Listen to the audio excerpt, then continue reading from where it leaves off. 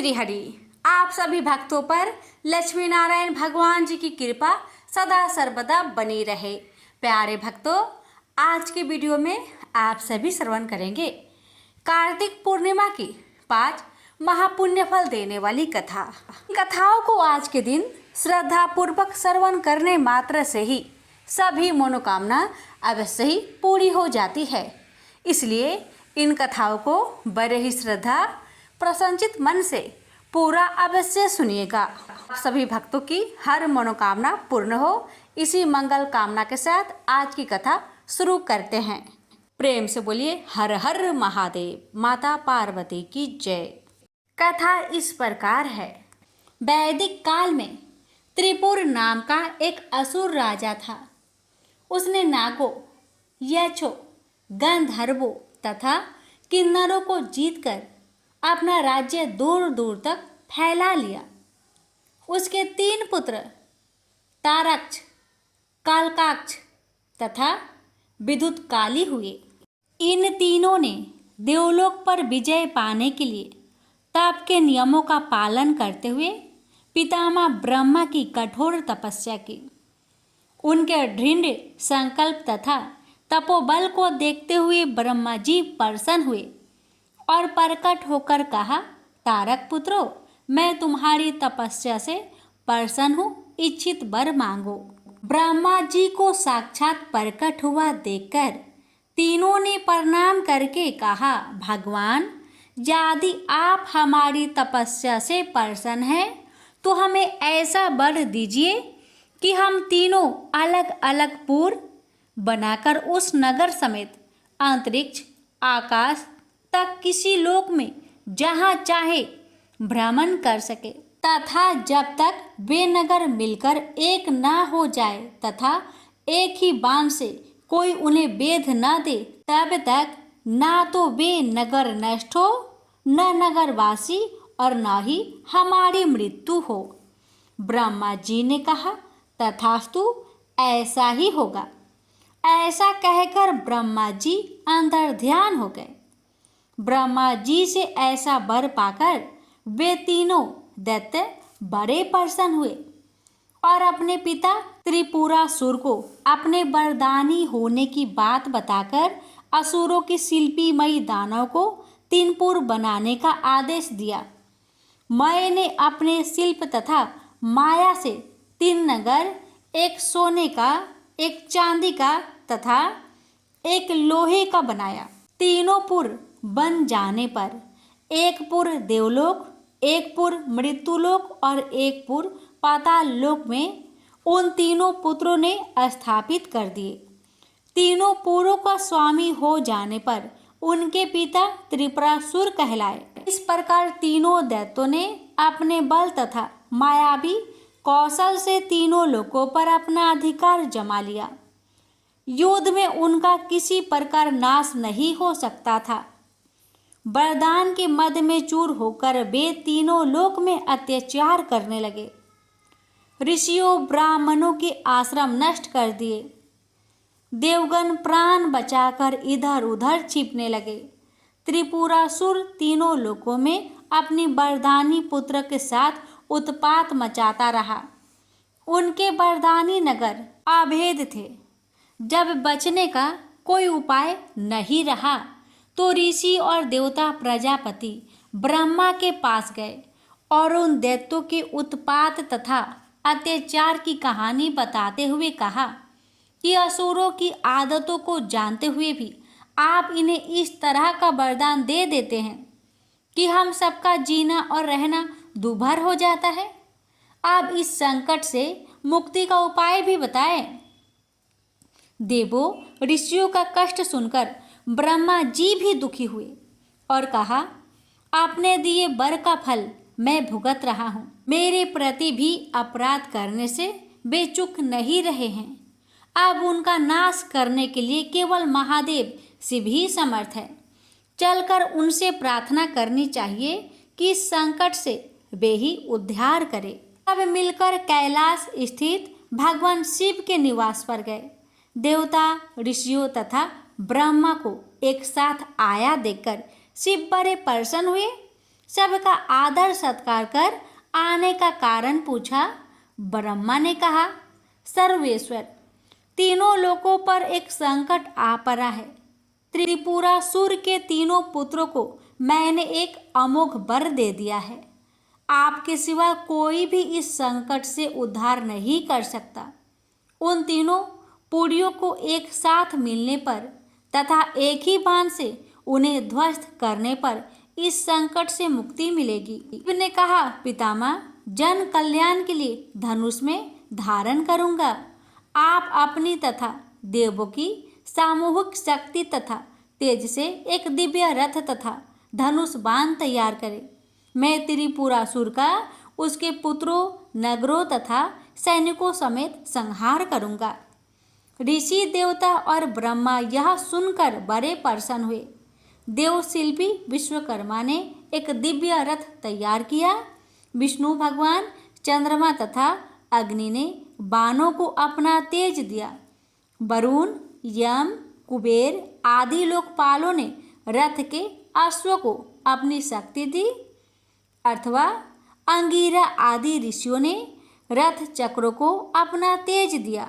वायु ने रथ को वेग शक्ति दी। इस प्रकार देवों तथा ऋषियों की सम्मिलित शक्ति तथा तप तेज से तैयार रथ पर भगवान शिव दिव्य धनुष बाण के साथ ब्रह्मदंड, रुद्रदंड तथा कालदंड लेकर बैठे। शिव ने कहा, अब इस रथ की सारथी कौन बनेगा?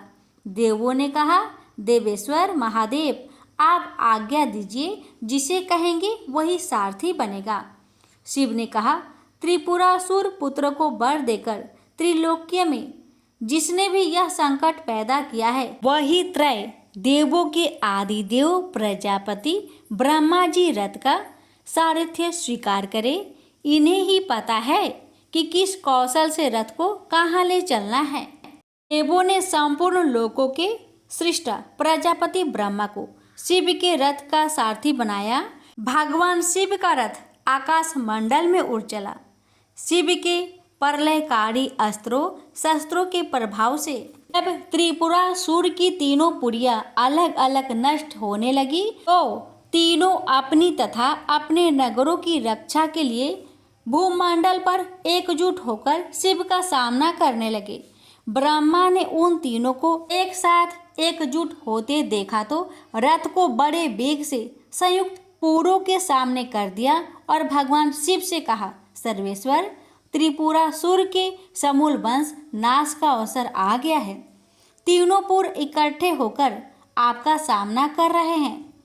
अब आप सरसंधान कीजिए और इन असुरों को मारकर त्रिलोक्य की रक्षा कीजिए।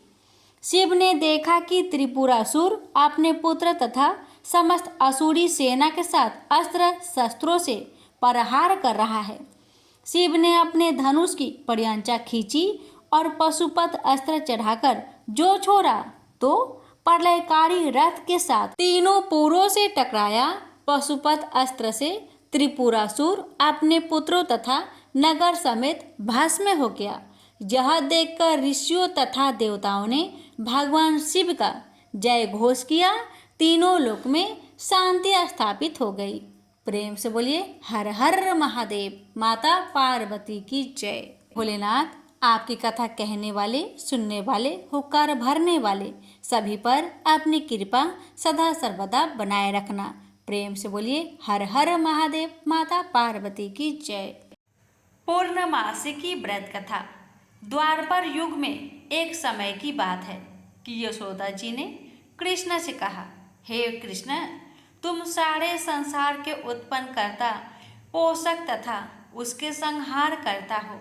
आज कोई ऐसा व्रत मुझसे कहो जिसके करने से मृत्यु लोक में स्त्रियों को विधवा होने का भय ना रहे तथा यह व्रत सभी मनुष्य की मनोकामनाएं पूर्ण करने वाला हो। श्री कृष्ण कहने लगे, हे माता, तुमने अति सुंदर प्रश्न किया है। मैं तुमसे ऐसे ही व्रत को सविस्तार कहता हूँ। सौभाग्य की प्राप्ति के लिए स्त्रियों को 32 पूर्णमासियों का व्रत करना चाहिए। इस व्रत के करने से स्त्रियों को सौभाग्य संपत्ति मिलती है। यह व्रत अचल सौभाग्य देने वाला एवं भगवान शिव के प्रति मनुष्य मात्र की भक्ति को बढ़ाने वाला है। यशोदा जी कहने लगी, हे कृष्ण, सर्वप्रथम इस व्रत को मृत्यु लोक में किसने किया था? इसके विषय में विस्तार पूर्वक मुझसे कहो। श्री कृष्ण जी कहने लगे कि इस भूमंडल पर एक अत्यंत प्रसिद्ध राजा चंद्रहास से पालित अनेक प्रकार के रत्नों से परिपूर्ण कांतिका नाम की एक नगरी थी। वहां पर धनेश्वर नाम का एक ब्राह्मण था और उसकी स्त्री अति सुशीला रूपवती थी। दोनों ही उसी नगरी में बड़े प्रेम के साथ रहते। एक समय एक बड़ा तपस्वी योगी उस नगरी में आया। वह योगी उस ब्राह्मण के घर को छोड़कर अन्य सब घरों से भिक्षा लाकर भोजन किया करता था। रूपवती से वह भिक्षा नहीं लिया करता था।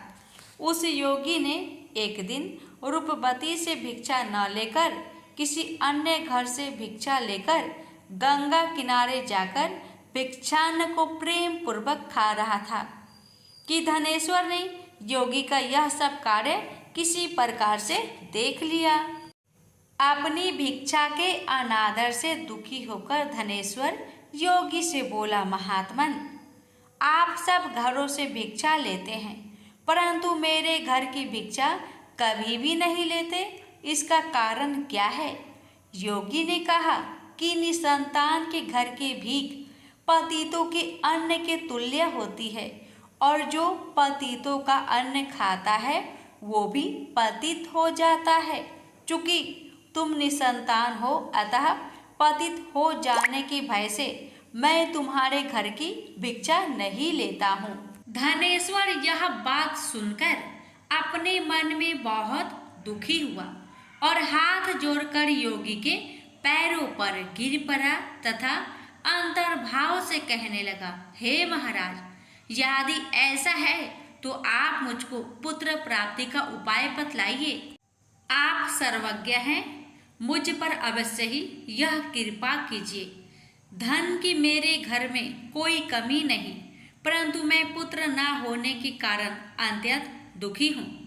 आप मेरे इस दुख का हरण करें, आप सामर्थ्यवान हैं। यह सुनकर योगी कहने लगे, हे ब्राह्मण, तुम चंडी की आराधना करो। घर आकर उसने अपने स्त्री से सब वृत्तांत कहा और स्वयं तप के निमित्त वन में चला गया। वन में जाकर उसने चंडी की उपासना की और उपवास किया। चंडी ने 16वें दिन उसको सपने में दर्शन दिया और कहा, हे धनेश्वर, जा तेरे पुत्र होगा परंतु वह 16 वर्ष की आयु में ही मृत्यु को प्राप्त हो जाएगा। यदि तुम दोनों स्त्री पुरुष 32 पूर्ण मासियों का व्रत विधि पूर्वक करोगे तो वह दीर्घ आयु होगा। जितनी तुम्हारी सामर्थ्य हो आटे के दिए बनाकर शिव जी का पूजन करना, परंतु पूर्णमासी को 32 जौ जाने चाहिए। प्रातःकाल होने पर इस स्थान के समीप ही तुम्हें एक आम का वृक्ष दिखाई देगा। उस पर तुम चढ़कर एक फल तोड़कर शीघ्र अपने घर चले जाना। अपनी स्त्री से सब वृत्तांत कहना। ऋतु स्नान के पश्चात स्वच्छ होकर शंकर जी का ध्यान करके उस फल को खा लेगी। तब शंकर भगवान की कृपा से उसको गर्भ हो जाएगा। जब वह ब्राह्मण प्रातःकाल उठा तो उसने उस स्थान के पास ही एक आम का वृक्ष देखा जिस पर एक अत्यंत सुंदर आम का फल लगा हुआ था। उस ब्राह्मण ने उस आम के वृक्ष पर चढ़कर उस फल को तोड़ने का प्रयत्न किया, परंतु वृक्ष पर कई प्रकार प्रयत्न करने पर भी वह ना चढ़ पाया। तब तो उस ब्राह्मण को बहुत चिंता हुई और विघ्न विनाशक गणेश जी की वंदना करने लगा। हे दयानिधे, अपने भक्त के विघ्नों का नाश करके उनके मंगल कार्य को करने वाले, दुष्टों का नाश करने वाले, रिद्धि सिद्धि के देने वाले, आप मुझ पर कृपा करके इतना बल दे कि मैं अपने मनोरथ को पूर्ण कर सकूं। इस प्रकार श्री गणेश जी की प्रार्थना करने पर उनकी कृपा से धनेश्वर वृक्ष पर चढ़ गया और उसने एक अति सुंदर आम का फल देखा। उसने विचार किया कि जो वरदान से फल मिला था वह यह है और कोई फल दिखाई नहीं देता। उस धनेश्वर ब्राह्मण ने जल्दी से उस फल को तोड़कर अपनी स्त्री को लाकर दिया और उसकी स्त्री ने अपने पति के कथन अनुसार उस फल को खा लिया और वह गर्भवती हो गई। देवी जी की असीम कृपा से उसे एक अत्यंत सुंदर पुत्र उत्पन्न हुआ, जिसका नाम उन्होंने देवी दास रखा। माता पिता के हर्ष और शोक के साथ वह बालक शुक्ल पक्ष के चंद्रमा की भांति अपने पिता के घर में बढ़ने लगा। भवानी की कृपा से वह बालक बहुत ही सुंदर, सुशील और विद्या पढ़ने में बहुत ही निपुण हो गया।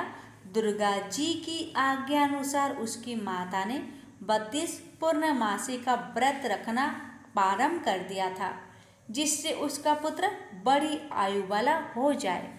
16वां वर्ष लगते ही देवी दास के माता पिता को बड़ी चिंता हो गई कि कहीं उनके पुत्र की इस वर्ष मृत्यु न हो जाए। इसलिए उन्होंने अपने मन में विचार किया कि यदि यह दुर्घटना उनके सामने हो गई तो वे कैसे सहन कर सकेंगे।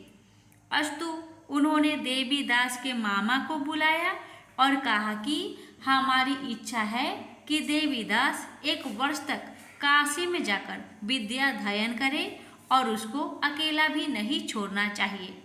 इसलिए साथ में तुम चले जाओ और 1 वर्ष के पश्चात इसको वापस लौटा लाना।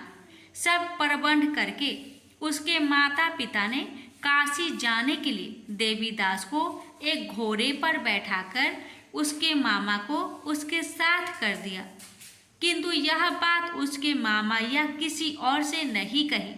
धनेश्वर ने सपत्नीक अपने पुत्र की मंगल कामना तथा दीर्घ आयु के लिए भगवती दुर्गा की आराधना और पूर्णमासियों का व्रत करना आरंभ कर दिया। इस प्रकार बराबर 32 पूर्णमासी का व्रत पूरा किया। कुछ समय पश्चात एक दिन वह दोनों मामा और भांजा मार्ग में रात्रि बिताने के लिए किसी ग्राम में ठहरे हुए थे। उस दिन उस गांव में एक ब्राह्मण की अत्यंत सुंदरी, सुशीला, विदुषी और गुणवती कन्या का विवाह होने वाला था।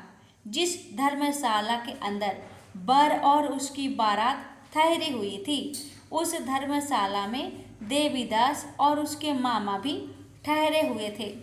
संयोगवश कन्या को तेल आदि चढ़ाकर मंडप आदि का कृत्य किया गया तो लगन के समय वर को धनुर्वात हो गया।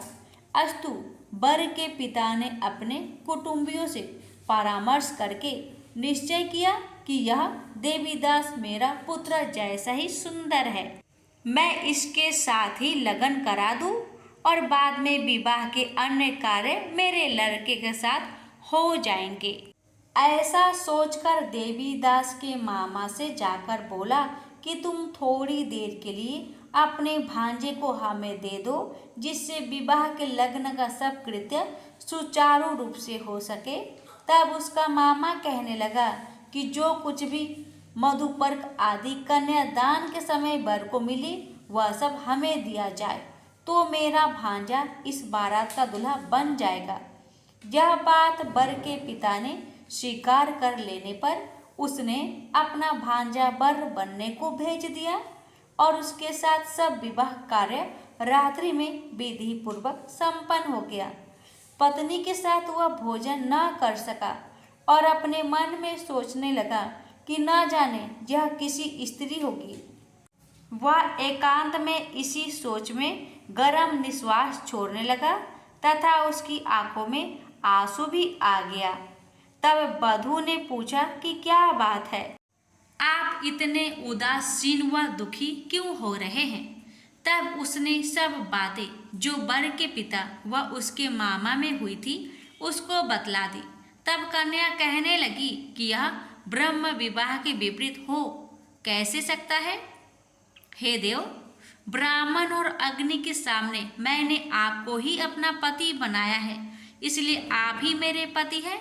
मैं आपकी ही पत्नी रहूंगी, किसी अन्य की कदापि नहीं।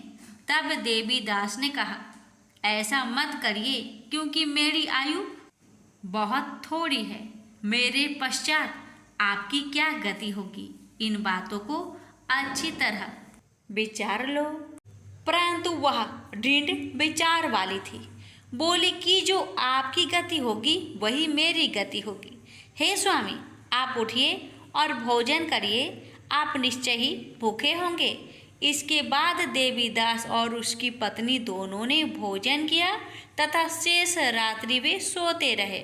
प्रातःकाल देवीदास ने अपनी पत्नी को 3 नगों से जड़ी हुई एक अंगूठी दी, एक रुमाल दिया और बोला, हे प्रिय, इसे लो और संकेत समझकर स्थिर चित हो जाओ।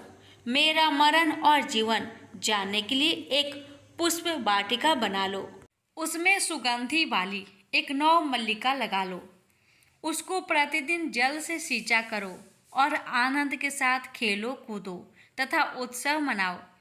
जिस समय और जिस दिन मेरा प्रांत होगा ये फूल सूख जाएंगे, और जब ये फिर हरे हो जाए तो जान लेना कि मैं जीवित हूँ। यह बात निश्चय करके समझ लेना, इसमें कोई संचय नहीं है। यह समझाकर वह चला गया। प्रातःकाल होते ही वहां पर गाजे बाजे बजने लगे, और जिस समय विवाह के कार्य समाप्त करने के लिए वर तथा सब बाराती मंडप में आए तो कन्या ने वर को भली प्रकार से देखकर अपने पिता से कहा, यह मेरा पति नहीं है। मेरा पति वही है जिसके साथ रात्रि में मेरा पानी ग्रहण हुआ था। इसके साथ मेरा विवाह नहीं हुआ है। यदि यह वही है तो बताए कि मैंने इसको क्या किया। मधुपर्क और कन्यादान के समय जो मैंने भूषण आदि दिए थे उन्हें दिखाए, तथा रात में मैंने क्या गुप्त बातें कही थी वह सब सुनाए। पिता ने उसके कथन अनुसार वर को बुलाया। कन्या की यह सब बातें सुनकर वह कहने लगा कि मैं कुछ नहीं जानता।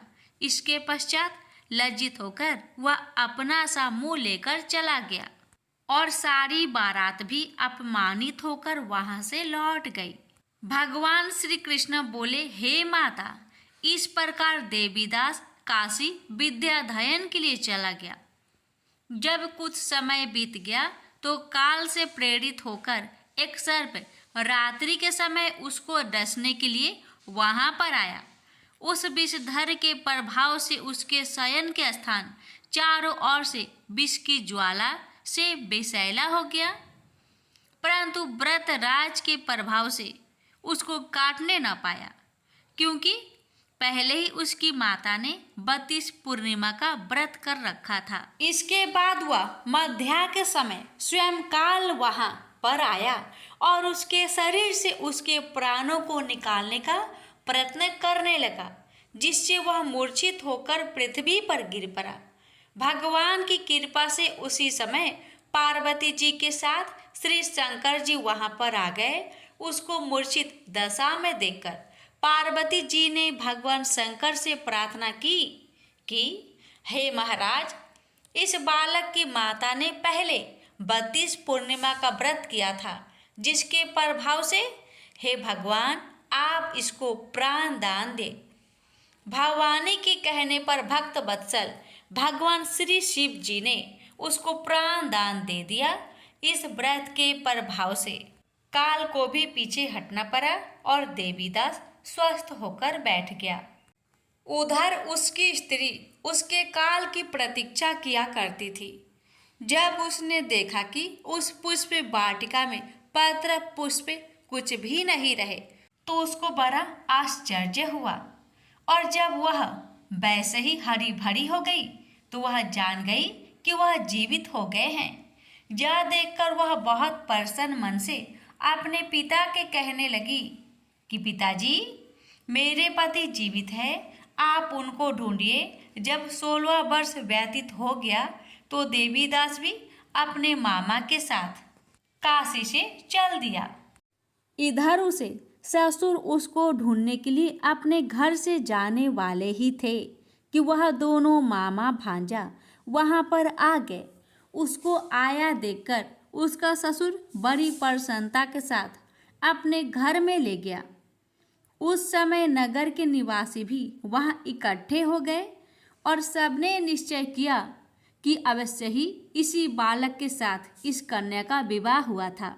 उस बालक को जब कन्या ने देखा तो पहचान लिया और कहा कि ये तो वही है जो संकेत करके गया था। तदुपरांत सभी कहने लगे कि भला हुआ जो यह आ गया, और सब नगरवासियों ने आनंद मनाया। कुछ दिन बाद देवीदास अपनी पत्नी और माता के साथ अपने ससुर के घर से बहुत सा उपहार आदि लेकर अपने घर के लिए प्रस्थान किया। जब वह अपने गांव के निकट आ गया तो कई लोगों ने उसको देखकर उसके माता पिता को पहले ही जाकर खबर दे दी कि तुम्हारा पुत्र देवीदास अपनी पत्नी और मामा के सहित आ रहे हैं। ऐसा समाचार सुनकर पहले तो उन्हें विश्वास ही नहीं हुआ, किंतु जब और लोगों ने भी आकर उनकी बात का समर्थन किया तो उनको बड़ा आश्चर्य हुआ। लेकिन थोड़ी देर में देवीदास ने आकर अपने माता पिता के चरणों में अपना सिर रखकर प्रणाम किया और उसकी पत्नी ने अपने सास ससुर के चरणों को स्पर्श किया तो माता पिता ने अपने पुत्र और पुत्रवधू को अपने हृदय से लगा लिया और दोनों की आंखों में प्रेम अश्रु बह चले। अपने पुत्र और पुत्रवधू के आने की खुशी में धनेश्वर ने बड़ा भारी उत्सव किया और ब्राह्मणों को भी बहुत सी दान दक्षिणा देकर प्रसन्न किया। श्री कृष्ण जी कहने लगे कि इस प्रकार धनेश्वर 32 पूर्णिमाओं की व्रत के प्रभाव से पुत्रवान हो गया। जो भी स्त्रियां इस व्रत को करती है वे जन्म जन्मांतर में वैधव का दुख नहीं भोगती और सदैव सौभाग्यवती रहती है। यह मेरा वचन है, इसमें कोई संदेह नहीं मानना। यह व्रत पुत्र पौत्रों को देने वाला तथा संपूर्ण मनोकामनाओं को पूर्ण करने वाला है। 32 पूर्णिमाओं के व्रत करने से व्रत की सब इच्छाएं भगवान शिव जी की कृपा से पूर्ण हो जाती है। प्रेम से बोलिए हर हर महादेव। अब आइए जानते हैं 32 पूर्णिमा व्रत की पूजन विधि के बारे में। अब श्रवण कीजिए सभी मनोकामना को पूर्ण करने वाली श्री सत्यनारायण भगवान की व्रत कथा। एक समय की बात है, नैमिषारण्य तीर्थ में सौनकादि 88,000 ऋषियों ने श्री सूत जी से पूछा, हे प्रभु, इस कलयुग में वेद विद्या रहित मनुष्य को प्रभु भक्ति किस प्रकार मिल सकती है तथा उनका उद्धार कैसे होगा? हे मुनि श्रेष्ठ, कोई ऐसा तप बताइए जिससे थोड़े समय में ही पुण्य मिले और मनोवांछित फल भी मिल जाए। इस प्रकार की कथा सुनने की हम इच्छा रखते हैं। सर्व शास्त्रों के ज्ञाता सूत जी बोले, हे वैष्णवों, मैं पूज्य आप सभी ने प्राणियों के हित की बात पूछी है, इसलिए मैं एक श्रेष्ठ व्रत को आप लोगों को बतलाऊंगा जिसे नारद जी ने लक्ष्मी नारायण जी से पूछा था और लक्ष्मीपति ने मुनि श्रेष्ठ नारद जी से कहा था। आप सब इसे ध्यान से सुनिए। एक समय की बात है, योगीराज नारद जी दूसरों के हित की इच्छा लिए अनेकों लोकों में घूमते हुए मृत्यु लोक में आ पहुंचे। यहाँ उन्होंने अनेक योनियों में जन्मे प्राय सभी मनुष्यों को अपने कर्मों द्वारा अनेकों दुख से पीड़ित देखा। उनका दुख देख नारद जी सोचने लगे कि कैसा यत्न किया जाए इसके करने से निश्चित रूप से मानव के दुखों का अंत हो जाए। इसी विचार पर मनन करते हुए वह विष्णु लोक में गए। वहां देवों के इस भगवान नारायण की स्तुति करने लगे जिनके हाथों में शंख, चक्र, गदा और पद्म थे, गले में वरमाला पहने हुए थे। स्तुति करते हुए नारद जी बोले, हे भगवान, आप अत्यंत शक्ति से संपन्न हैं। मन तथा वाणी भी आपको नहीं पा सकती है। आपका यदि मध्य तथा अंत नहीं है। निर्गुण स्वरूप सृष्टि के कारण भक्तों के दुख को दूर करने वाले आपको मेरा नमस्कार है। नारद जी की स्तुति सुन विष्णु भगवान बोले, हे मुनि श्रेष्ठ, आपके मन में क्या बात है? आप किस काम के लिए पधारे हैं? उसे निसंकोच कहो। इस पर नारद मुनि बोले कि मृत्यु लोक में अनेक योनियों में जन्मे मनुष्य अपने कर्मों के द्वारा अनेकों दुख से दुखी हो रहे हैं। हे नाथ, आप मुझ पर दया रखते हैं तो बताइए कि वो मनुष्य थोड़े प्रयास से ही अपने दुखों से कैसे छुटकारा पा सकते हैं। श्री हरि बोले, हे नारद, मनुष्य की भलाई के लिए तुमने बहुत ही अच्छी बात पूछी है, जिसके करने से मनुष्य मोह से छूट जाता है। वह बात मैं कहता हूँ, उसे सुनो। स्वर्ग लोक व मृत्यु लोक दोनों में एक दुर्लभ उत्तम व्रत है जो पुण्य देने वाला है। आज प्रेम वश होकर मैं उसे तुमसे कहता हूँ। श्री सत्यनारायण भगवान का यह व्रत अच्छी तरह विधान पूर्वक करके मनुष्य तुरंत ही यहाँ सुख भोग कर मरने पर मोक्ष पाता है। श्री हरि के वचन सुन नारद जी बोले कि उस व्रत का फल क्या है और उसका विधान क्या है। यह व्रत किसने किया था, इस व्रत को किस दिन करना चाहिए, सभी कुछ विस्तार से बताए। नारद की बात सुनकर श्री हरि बोले, दुख व शोक को दूर करने वाला यह व्रत सभी स्थानों पर विजय दिलाने वाला है। मानव को भक्ति व श्रद्धा के साथ शाम को श्री सत्यनारायण की पूजा धर्म में परायण होकर ब्राह्मणों व बंधुओं के साथ करनी चाहिए। भक्ति भाव से ही नैवेद्य केले का फल, घी, दूध और गेहूं का आटा सवाया ले। गेहूं के स्थान पर साठी का आटा, शक्कर तथा गुड़ लेकर वह सभी भक्षण योग्य पदार्थों को मिलाकर भगवान का भोग लगाए। ब्राह्मणों सहित बंधु बांधवों को भी भोजन कराए। उसके बाद स्वयं भोजन करे और भजन कीर्तन के साथ भगवान की भक्ति में लीन हो जाए। इस तरह से सत्यनारायण भगवान का यह व्रत करने पर मनुष्य की सारी इच्छाएं निश्चित रूप से ही पूरी होती है। इस कली काल अर्थात कलयुग में मृत्यु लोक में मोक्ष का यही एक सरल उपाय है। इति श्री सत्यनारायण व्रत कथा प्रथम अध्याय संपूर्ण। श्रीमन नारायणे नारायणे नारायण, भज मन नारायणे नारायणे नारायण। श्री सत्यनारायण भगवान की जय। सूत जी बोले, हे ऋषियों, जिसने पहले समय में इस व्रत को किया था उसका इतिहास कहता हूँ, ध्यान से सुनो। सुंदर काशीपुरी नगरी में एक अत्यंत निर्धन ब्राह्मण रहता था। भूख प्यास से परेशान हुआ धरती पर घूमता रहता था। ब्राह्मणों से प्रेम करने वाले भगवान ने एक दिन ब्राह्मण का भेष धारण कर उसके पास जाकर पूछा, हे ब्रीप, नित्य दुखी होकर तुम पृथ्वी पर क्यों घूमते हो? दीन ब्राह्मण बोला, मैं निर्धन ब्राह्मण हूँ, भिक्षा के लिए धरती पर घूमता हूँ। हे भगवान, यदि आप इसका कोई उपाय जानते हो तो बताइए। वृद्ध ब्राह्मण कहता है कि सत्यनारायण भगवान मनोवांछित फल देने वाले हैं, इसलिए तुम उनका पूजन करो। इसे करने से मनुष्य सभी दुखों से मुक्त हो जाता है। वृद्ध ब्राह्मण बनकर आए सत्यनारायण भगवान उस निर्धन ब्राह्मण को व्रत का सारा विधान बताकर अंतर्ध्यान हो गए। मन ही मन सोचने लगा कि जिस व्रत को वृद्ध ब्राह्मण करने को कह गया है मैं उसे जरूर करूंगा। यह निश्चय करने के बाद उसे रात में नींद नहीं आई। वह सवेरे उठकर सत्यनारायण भगवान के व्रत का निश्चय कर भिक्षा के लिए चला गया। उस दिन निर्धन ब्राह्मण को भिक्षा में बहुत धन मिला, जिससे उसने बंधु बांधवों के साथ मिलकर श्री सत्यनारायण भगवान का व्रत संपन्न किया।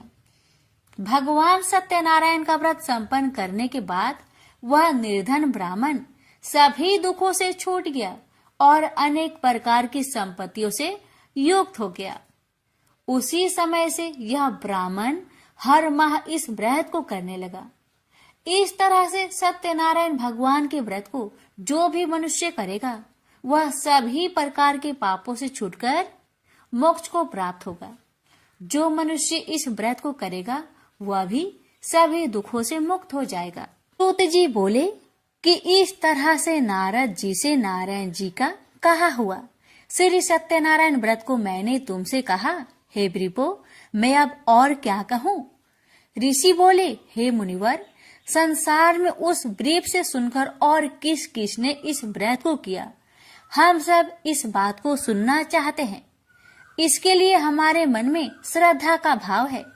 सूत जी बोले, हे मुनियों, जिसने इस व्रत को किया है वह सब सुनो। एक समय वही व्रीप धन व ऐश्वर्य के अनुसार अपने बंधु बांधवों के साथ इस व्रत को करने को तैयार हुआ।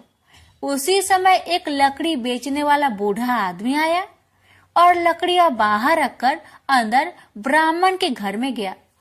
प्यास से दुखी वह लकड़हारा उनको व्रत करते देख व्रीप को नमस्कार कर पूछने लगा कि आप यह क्या कर रहे हैं तथा इसे करने से क्या फल मिलेगा, कृपया मुझे भी बताइए।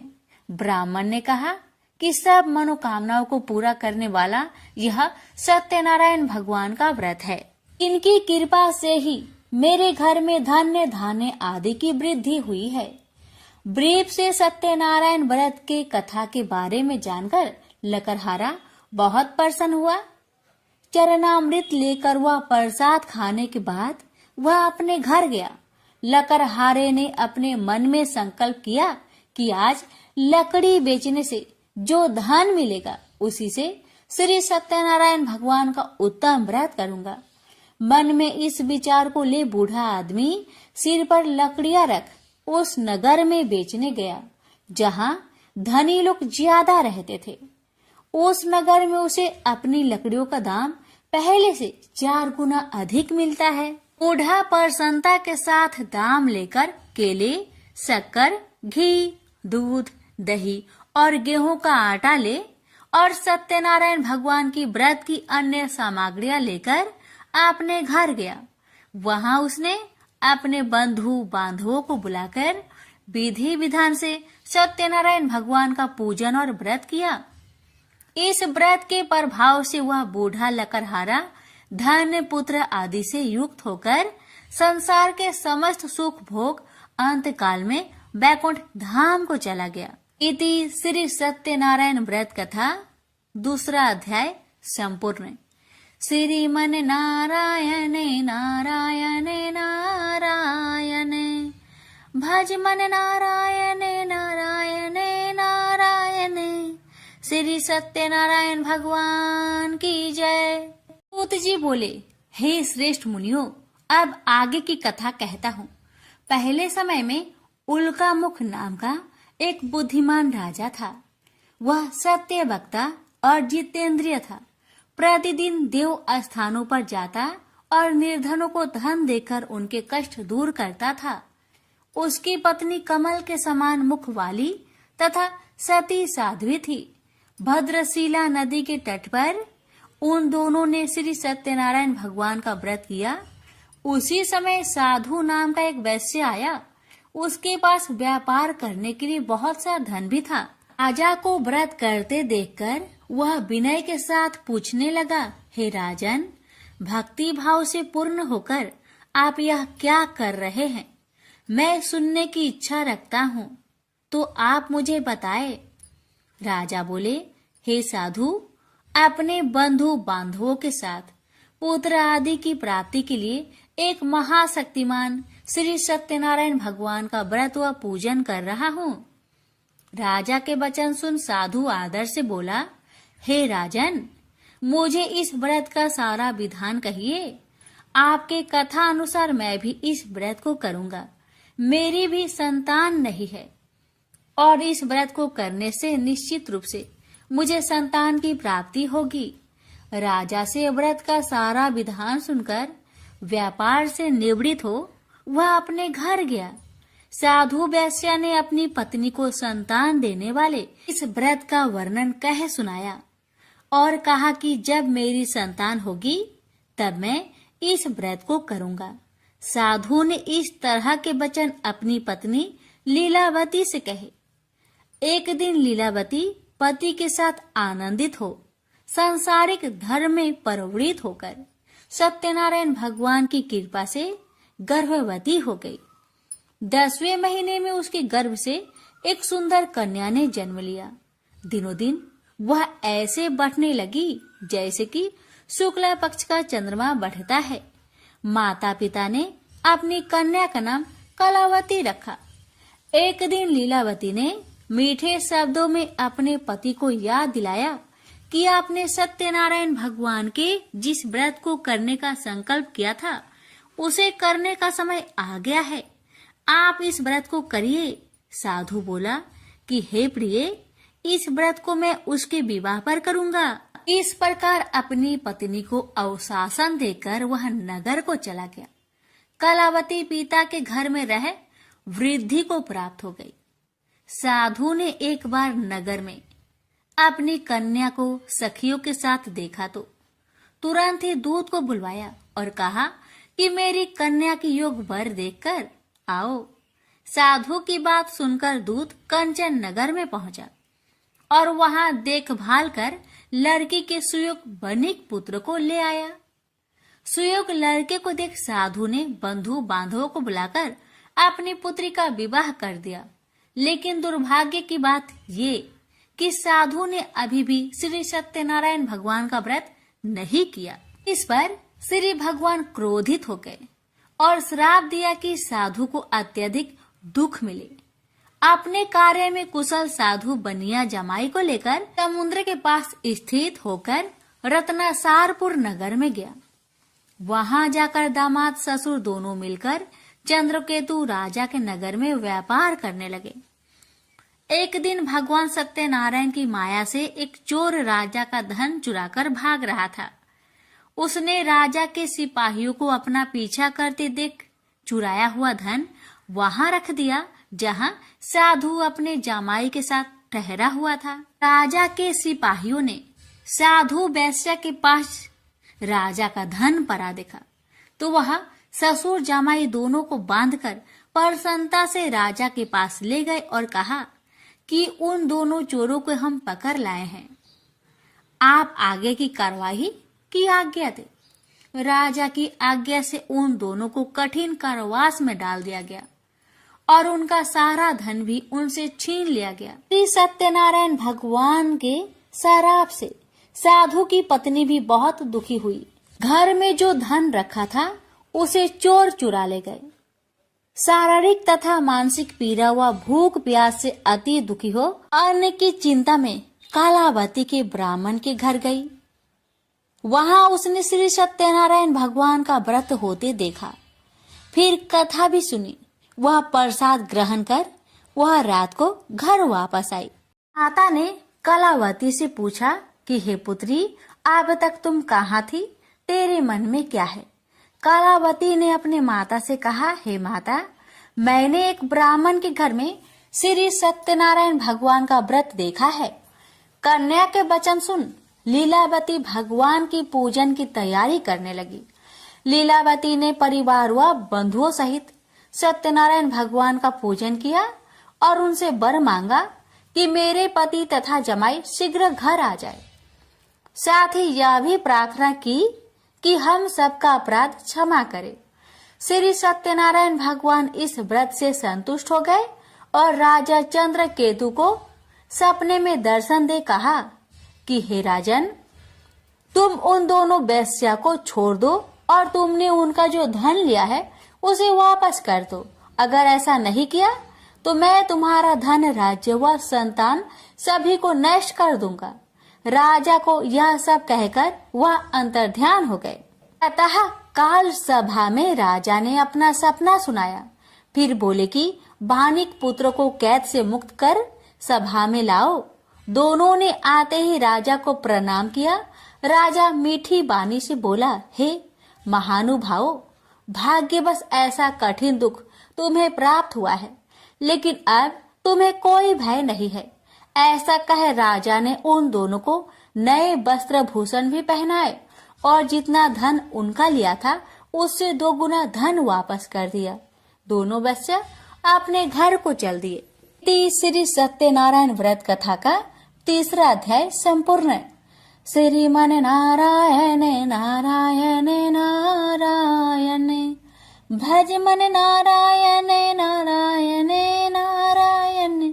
श्री सत्यनारायण भगवान की जय। सूत जी बोले, वैश्य ने मंगलाचार कर अपनी यात्रा आरंभ की और अपने नगर की ओर चल दिया। उसके थोड़ी दूर जाने पर एक दंड वेशधारी श्री सत्यनारायण ने उनसे पूछा, हे साधु, तेरी नाव में क्या है? अभिमानी बानिक हंसता हुआ बोला, हे दंडी, आप क्यों पूछते हो? क्या धन लेने की इच्छा है? मेरी नाव में तो बेल व पत्ते भरे हुए हैं। वैश्य के कठोर वचन सुन भगवान बोले, तुम्हारा वचन सत्य हो। दंडी ऐसे वचन कहे वहां से दूर चले गए। कुछ दूर जाकर समुद्र के किनारे बैठ गए। दंडी के जाने के बाद साधु वैश्य ने नित्य क्रिया के पश्चात नाव को ऊंची उठते देखकर अचंभा माना और नाव में बेल पत्ते आदि देख वह मूर्छित हो जमीन पर गिर पड़ा। मूर्छा खोलने पर वह अत्यंत शोक में डूब गया। तब उसका दामाद बोला कि आप शोक न मनाए, यह दंडी का श्राप है, इसलिए हमें उनकी शरण में जाना चाहिए, तभी हमारी मनोकामना पूरी होगी। दामाद की बात सुनकर वह दंडी के पास पहुंचा और अत्यंत भक्ति भाव नमस्कार करके बोला, मैंने आपसे जो असत्य वचन कहे थे उनके लिए मुझे क्षमा दे। ऐसा कहकर महान शोकातुर हो रोने लगा। दंडी भगवान बोले, हे बानिक पुत्र, मेरी आज्ञा से बार बार तुम्हें दुख प्राप्त हुआ है, तू मेरी पूजा से विमुख हुआ। साधु बोला, हे भगवान, आपकी माया से ब्रह्मा आदि देवता भी आपके रूप को नहीं जानते, तब मैं अज्ञानी कैसे जान सकता हूँ? आप प्रसन्न होइए, अब मैं सामर्थ्य के अनुसार आपकी पूजा करूंगा। मेरी रक्षा करो और पहले के समान नौका में धन भर दो। साधु वैश्य के भक्ति पूर्वक वचन सुनकर भगवान प्रसन्न हो गए और उसकी इच्छा अनुसार वरदान देकर अंतर ध्यान हो गए। ससुर जमाई जब नाव पर आए तो नाव धन से भरी हुई थी। फिर वही अपने अन्य साथियों के साथ सत्यनारायण भगवान का पूजन कर अपने नगर को चल दिए। जब नगर के नजदीक पहुंचे तो दूत को घर पर खबर करने के लिए भेज दिया। दूत साधु की पत्नी को प्रणाम कर कहता है कि मालिक अपने दामाद सहित नगर के निकट आ गए हैं। दूत की बात सुन साधु की पत्नी लीलावती ने बड़े हर्ष के साथ सत्यनारायण भगवान का पूजन कर अपनी पुत्री कलावती से कहा कि मैं अपने पति के दर्शन को जाती हूँ, तो कार्य पूर्ण कर शीघ्र आ जाना। माता के ऐसे वचन सुन कलावती जल्दी में प्रसाद छोड़ अपने पति के पास चली गई। प्रसाद की अवज्ञा के कारण श्री सत्यनारायण भगवान रुष्ट हो गए और नाव सहित उसके पति को पानी में डुबो दिए। कलावती अपने पति को वहां ना पाकर रोती हुई जमीन पर गिर गई। नौका को डूबा हुआ देख वह कन्या को रोता देख साधु दुखी होकर बोला कि हे प्रभु, मुझसे तथा मेरे परिवार से जो भूल हुई है उसे क्षमा करे। साधु के दीन वचन सुनकर श्री सत्यनारायण भगवान प्रसन्न हो गए और आकाशवाणी हुई, हे साधु, तेरी कन्या मेरे प्रसाद को छोड़कर आई है, इसलिए उसका पति अदृश्य हो गया है। यदि वह घर जाकर प्रसाद खाकर लौटती है तो इसे उसका पति अवश्य मिलेगा। ऐसी आकाशवाणी सुन कलावती घर पहुंचकर प्रसाद खाती है और फिर आकर अपने पति के दर्शन करती है। उसके बाद साधु अपने बंधु बांधवों सहित श्री सत्यनारायण भगवान का विधि विधान से पूजन करता है। इस लोक का सुख भोग वह अंत में स्वर्ग जाता है। इति श्री सत्यनारायण व्रत कथा चतुर्थ अध्याय संपूर्ण। श्रीमन नारायणे नारायणे नारायणे भज मन नारायणे नारायणे नारायण। श्री सत्यनारायण भगवान की जय। श्री सूत जी बोले, हे ऋषियों, मैं और भी एक कथा सुनाता हूँ, उसे भी ध्यान पूर्वक सुनो। प्रजा पालन में लीन तुंगध्वज नाम का एक राजा था। उसने भी भगवान का प्रसाद त्याग कर बहुत ही दुख प्राप्त किया। एक बार वन में जाकर वन्य पशुओं को मारकर वह बर के पेड़ के नीचे आया। वहां उसने ग्वालों को भक्ति भाव से अपने बंधुओं सहित सत्यनारायण भगवान का पूजन करते देखा। अभिमान बस राजा ने उन्हें देखकर भी पूजा स्थान में नहीं गया, न ही उसने भगवान को नमस्कार किया। ग्वालों ने राजा को प्रसाद दिया, लेकिन उसने वह प्रसाद नहीं खाया और प्रसाद को वही छोड़कर वह अपने नगर को चला गया। जब वह नगर में पहुंचा तो वहां सब कुछ तहस नहस हुआ पाया, तो वह शीघ्र ही समझ गया कि यह सब भगवान ने ही किया है। वह दोबारा ग्वालों के पास पहुंचा और विधि पूर्वक पूजा कर प्रसाद खाया, तो श्री सत्यनारायण भगवान की कृपा से सब कुछ पहले जैसा हो गया। दीर्घ काल तक सुख भोगने के बाद मरोना उपरांत उसे स्वर्ग लोक की प्राप्ति हुई।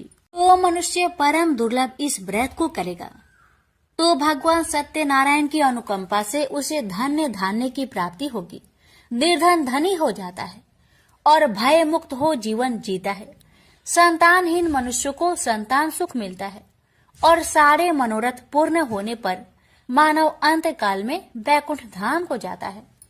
सूत जी बोले, जिन्होंने पहले इस व्रत को किया है, अब उनके दूसरे जन्म की कथा कहता हूँ। वृद्ध संतानंद ब्राह्मण ने सुदामा का जन्म लेकर मोक्ष की प्राप्ति की। लकरहारे ने अगले जन्म में निषाद बनकर मोक्ष प्राप्त किया। उल्का मुख नाम का राजा दशरथ होकर बैकुंठ को गए। साधु नाम के वैश्य ने मोर ध्वज बनकर अपने पुत्र को आरे से चीरकर मोक्ष पाया। महाराज तुंगध्वज ने स्वयंभू होकर भगवान में भक्ति युक्त हो कर्म कर मोक्ष पाया। श्री सत्यनारायण व्रत कथा का पंचम अध्याय संपूर्ण हुआ। श्रीमन नारायण नारायण नारायण भज मन नारायण नारायण नारायण। श्री सत्यनारायण भगवान की जय। अब आप सभी श्रवण करेंगे कार्तिक पूर्णिमा व्रत में सुनी जाने वाली गणेश जी की कथा।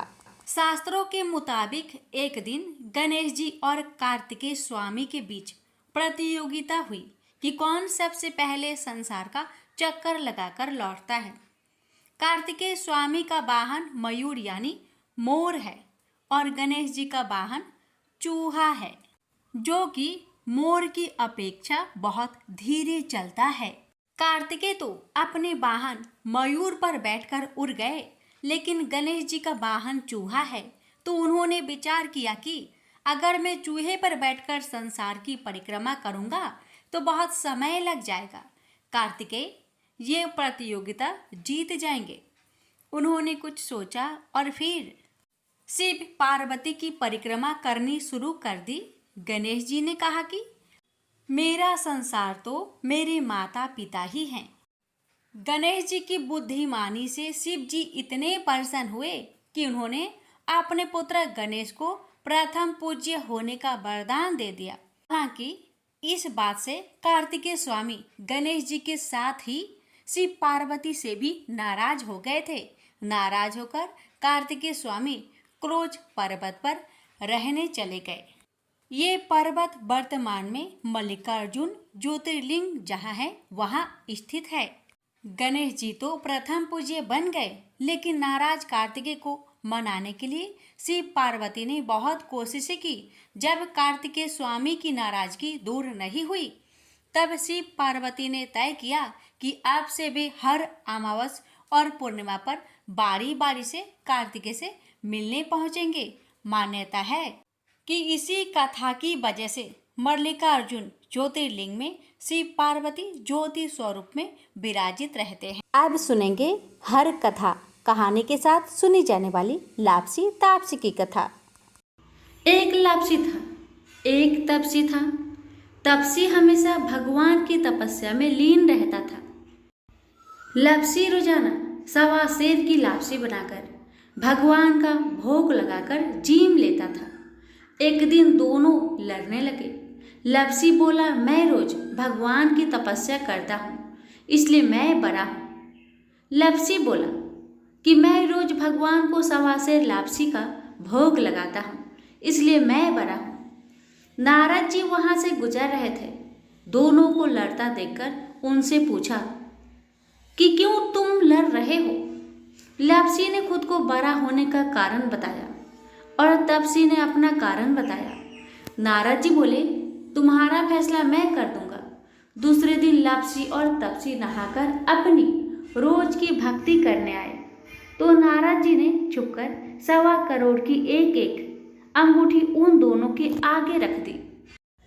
तपसी की नजर जब अंगूठी पर पड़ी तो उसने चुपचाप अंगूठी उठाकर अपने नीचे दबा ली। लापसी की नजर अंगूठी पर पड़ी लेकिन उसने ध्यान नहीं दिया। भगवान को भोग लगाकर लापसी खाने लगा। नारद जी सामने आए तो दोनों ने पूछा कि कौन बड़ा। तो नारद जी ने तपसी को खड़ा होने को कहा। वो खड़ा हुआ तो उसके नीचे दबी अंगूठी दिखाई पड़ी।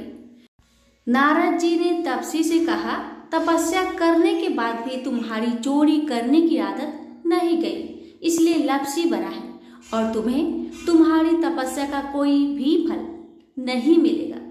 तपसी शर्मिंदा होकर माफी मांगने लगा। उसने नारद जी से पूछा, मुझे मेरी तपस्या का फल कैसे मिलेगा। नारद जी ने कहा, यदि कोई गाय और कुत्ते की रोटी नहीं बनाएगा तो फल तुझे मिलेगा। यदि कोई ब्राह्मण को भोजन करवाकर दक्षिणा नहीं देगा तो फल तुझे मिलेगा। यदि कोई साड़ी के साथ ब्लाउज नहीं देगा तो फल तुझे मिलेगा। यदि कोई दिए से दिया जलाएगा तो फल तुझे मिलेगा। यदि कोई सारी कहानी सुने लेकिन तुम्हारी कहानी नहीं सुने तो फल तुझे मिलेगा।